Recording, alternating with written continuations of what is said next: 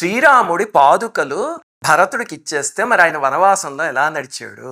ఇది చాలా మందికి వస్తూ ఉంటుంది సందేహం. ఇది కూడా చెప్పాలంటే ఒక రకంగా సంపూర్ణ రామాయణం సినిమాలోదే. అక్కడ భరతుడు పాదుకలు తీసుకుపోయి పట్టాభిషేకం చేస్తాడు కదా! అప్పుడు రాములు వారు నడుస్తూ ఉంటే ఆయనకు ముల్లు దిగుతుంది. అప్పుడు లక్ష్మణ స్వామి ఆ ముల్లు తీస్తే ఇద్దరు ఒకళ్ళనొకళ్ళు చూసి నవ్వుకుంటారు. అప్పుడు భరతుడు అక్కడ అంటాడనమాట, అయ్యో నా తల్లి రాజ్యం కోరి రామయ్యని అడవులకు పంపిస్తే నేను పాదుకలు కోరి ఆయనకి పాదరక్షలు కూడా లేకుండా చేశానే అని బాధపడతాడు. అది మెలో డ్రమాటిక్ డైలాగ్, అక్కడ చాలా పండింది, బాధేస్తుంది హృదయానికి.